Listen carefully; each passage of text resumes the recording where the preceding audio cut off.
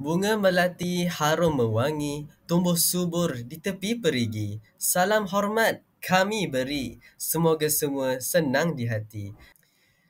Assalamualaikum warahmatullahi wabarakatuh dan salam sejahtera.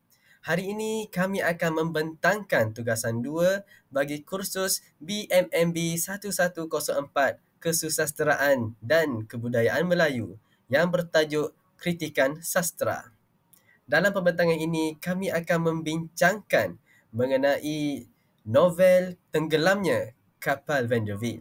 Semoga pembentangan ini dapat memberi manfaat serta menambah pemahaman kita semua tentang kesusasteraan dan kebudayaan Melayu.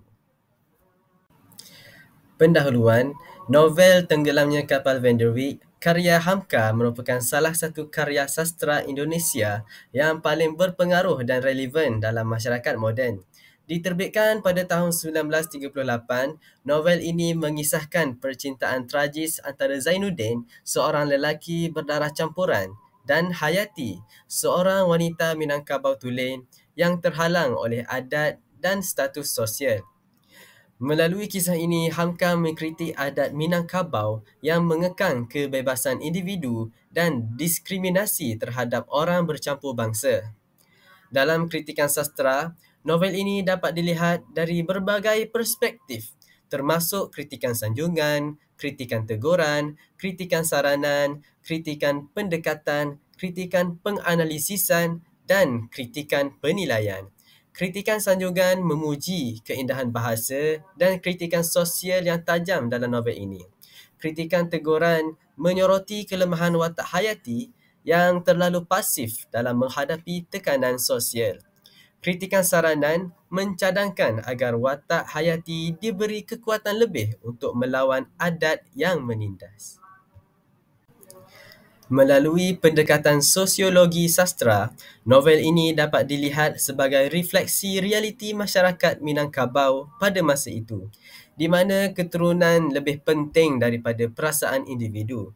Tema utama novel ini, iaitu pertentangan antara cinta dan adat, masih relevan dalam masyarakat moden, di mana perbezaan kelas sosial dan status sering menjadi penghalang dalam hubungan peribadi.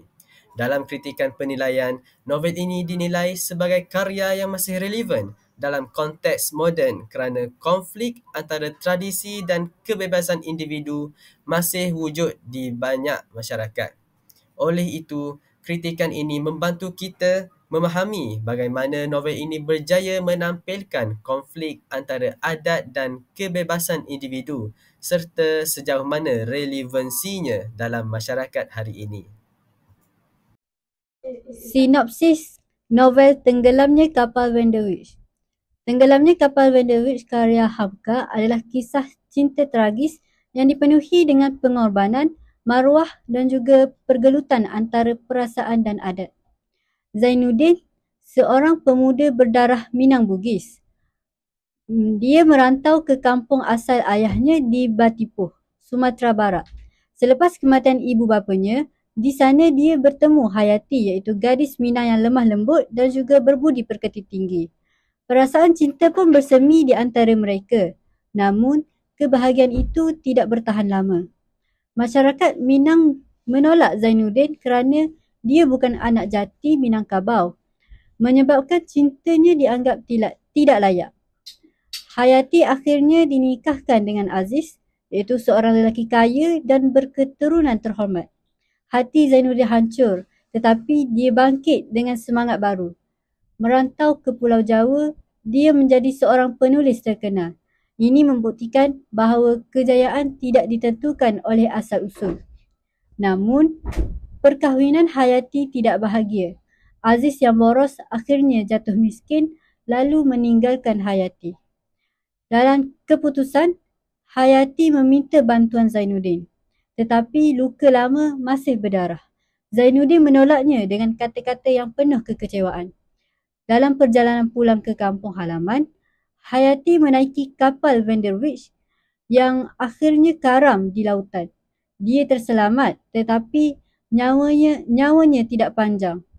Dalam saat-saat terakhirnya, dia sempat berada dalam dakapan Zainuddin. Namun, segalanya sudah terlambat. Kisah ini bukan sekadar percintaan tetapi juga kritikan terhadap adat yang menindas serta kisah tentang harga diri, ketabahan dan juga takdir yang tidak selalu berpihak kepada mereka yang mencintai dengan setulus hati. Berikut merupakan watak-watak utama dalam novel Tenggelamnya Kapal Van der Wijk. Watak utama yang pertama ialah Zainuddin. Ia menggambarkan sebagaimana lelaki-lelaki yang baik hati, sederhana, alim, memiliki tekad yang tinggi dan setia. Namun, hidupnya penuh dengan kesengsaraan cinta dan putus asa. Yang kedua ialah Hayati. Sebagai perempuan yang baik hati, ramah, lembut dan menurut adat. Ia pendiam, setia, penyayang dan penyabar tetapi mudah dipengaruhi. Dan yang ketiga ialah Aziz. Simbol kewibawaan tetapi berperilaku buruk. Ia mewakili kekuasaan dan status sosial yang dihormati oleh masyarakat Minangkabau. Seterusnya kita pergi kepada tema novel Tenggelamnya Kapal Van der Wijk. Dalam novel ini terdapat 4 tema. Yang pertama, cinta dan pengorbanan. Kisah cinta antara Zainuddin dan Hayati yang terhalang oleh adat dan status sosial menunjukkan betapa besar pengorbanan yang harus mereka lakukan. Yang kedua, kritik adat Minangkabau. Hamka mengkritik adat Minangkabau yang diskriminatif terhadap orang berketurunan campuran dan peranan lelaki dalam struktur keluarga matrilineal. Yang ketiga, kesenjangan sosial. Novel ini juga menggambarkan kesulitan hidup bagi masyarakat kecil yang hidup dalam kemiskinan dan diskriminasi sosial. Yang terakhir, persatuan dan kesatuan bangsa. Melalui kisah ini, Hamka mengobarkan semangat persatuan dan kesatuan bangsa dengan mengkritik perbezaan antara suku dan budaya. Seterusnya kita beralih kepada kritikan sastra. Yang pertama, kita ada kritikan sanjungan. Kritikan sanjungan memberi penghargaan kepada keunggulan karya ini dari aspek nilai budaya, moral dan estetika. Novel ini berjaya mengangkat tema cinta dan adat dalam masyarakat Minangkabau dengan penuh keindahan. Hamka menggunakan bahasa yang puitis dan menyentuh emosi pembaca. Selain itu, novel ini juga menyampaikan kritikan sosial yang tajam terhadap adat yang terlalu mengekang kebebasan individu, terutama dalam perkahwinan.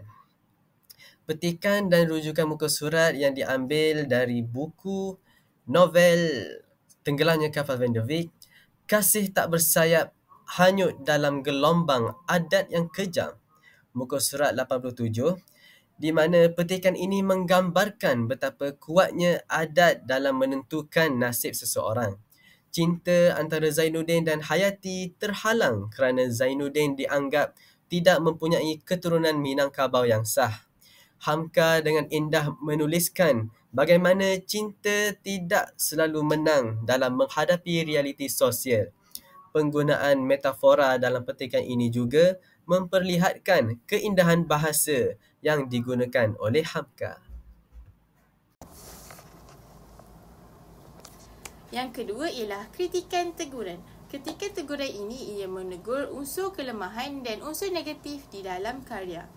Analisis yang dapat saya buat ialah salah satu kelemahan dalam novel ini ialah watak Hayati, iaitu watak utama yang terlampau pasif dan mudah tertunduk kepada keputusan keluarganya walaupun hatinya masih mencintai Zainuddin.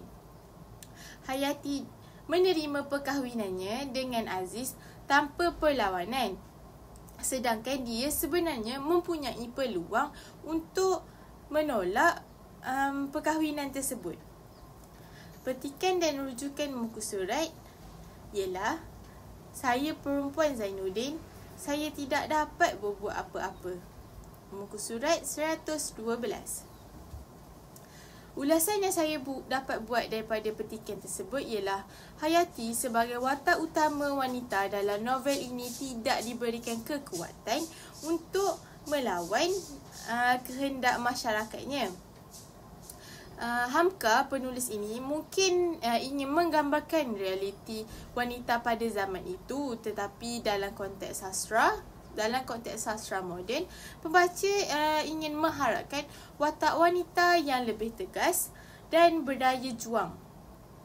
Jika Hayati lebih berani untuk mempertahankan cintanya terhadap Zainuddin, kisah ini mungkin dapat memberikan mesej yang lebih kuat mengenai perjuangan melawan penindasan adat. Seterusnya ialah kritikan saranan. Kritikan saranan ini untuk memberikan cadangan atau penambahbaikan karya dalam konsep mendalamnya. Analisis yang dapat saya buat ialah novel ini seharusnya memberikan lebih banyak ruang bagi Hayati untuk berkembang sebagai individu yang berani dan mandiri.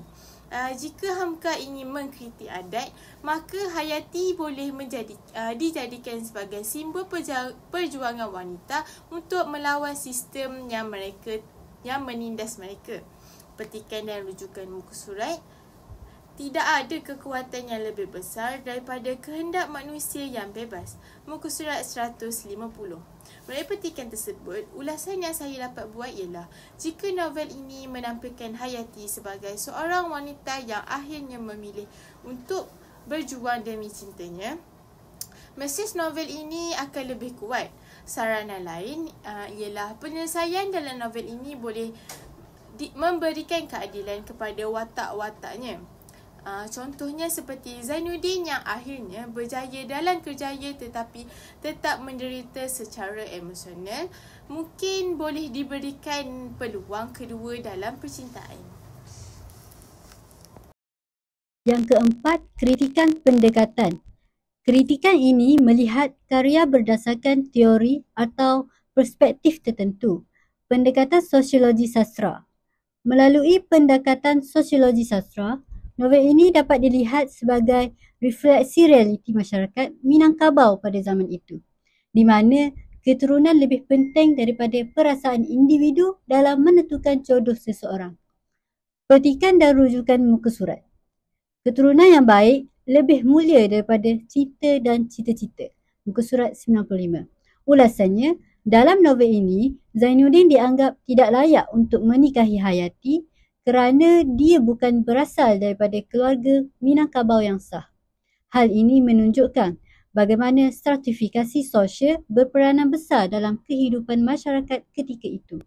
Dengan menggunakan pendekatan ini, kita dapat lihat bahawa Hamka bukan sekadar menulis kisah cinta, tetapi juga menyampaikan kritikan tajam terhadap sistem sosial yang kaku. Yang terakhir, kritikan penganalisisan. Kritikan ini meneliti tema, watak dan mesej dalam novel. Analisis. Tema utama dalam novel ini ialah pertembungan antara cinta dan juga adat, ketidakadilan sosial dan juga kehancuran akibat ketidakmampuan melawan arus masyarakat. Watak Zainuddin yang mengalami transformasi besar daripada seorang pemuda miskin yang ditolak oleh masyarakat menjadi seorang penulis terkenal, tetapi tetap tidak dapat mencapai kebahagiaan sejati. Petikan dan rujukan muka surat. Kekayaan dan kemasyhuran tidak dapat menggantikan cinta yang hilang. Muka surat 210. Ulasannya, novel ini mengajarkan bahawa kejayaan material tidak semestinya membawa kebahagiaan. Zainuddin mencapai kejayaan sebagai penulis setelah kehilangan Hayati, tetapi dia tidak merasakan kehampaan. Ini menunjukkan bahawa kepuasan emosi dan juga cinta sejati lebih berharga daripada pencapaian duniawi. Yang terakhir, kritikan yang keenam, kritikan penilaian. Kritikan ini menilai relevansi novel dalam konteks moden. Walaupun ditulis pada abad ke-20, novel ini masih relevan dalam dunia moden kerana konflik antara tradisi dan kebebasan individu masih wujud di banyak masyarakat. Perkahwinan yang diatur oleh keluarga dan diskriminasi berdasarkan status sosial masih menjadi isu yang relevan di beberapa budaya. Petikan dan rujukan muka surat. Cinta yang tidak direstui adalah cinta yang paling menyakitkan. Muka surat 180. Konflik utama dalam novel ini masih berlaku dalam masyarakat moden, di mana cinta sering dikorbankan kerana tekanan sosial dan keluarga. Namun, dalam dunia hari ini, banyak individu lebih berani untuk menentang tradisi yang tidak lagi relevan. Oleh itu, novel ini memberikan refleksi yang baik tentang perjuangan individu dalam menghadapi norma masyarakat. Seterusnya, kita beralih kepada rumusan pemikiran. Yang pertama, pertentangan antara cinta dan adat. Salah satu pemikiran utama yang diketengahkan oleh Hamka dalam novel ini ialah pertentangan antara cinta dan adat. Novel ini menggambarkan bagaimana perasaan tulus antara dua insan boleh terhalang hanya kerana aturan adat yang ketat. Watak Zainuddin, seorang pemuda berdarah campuran yang tidak diterima dalam masyarakat Minangkabau, menghadapi kesukaran untuk menikahi Hayati walaupun mereka saling mencintai. Melalui konflik ini, Hamka menyampaikan kritikan terhadap sistem adat yang lebih mementingkan asal-usul keturunan berbanding kebahagiaan individu.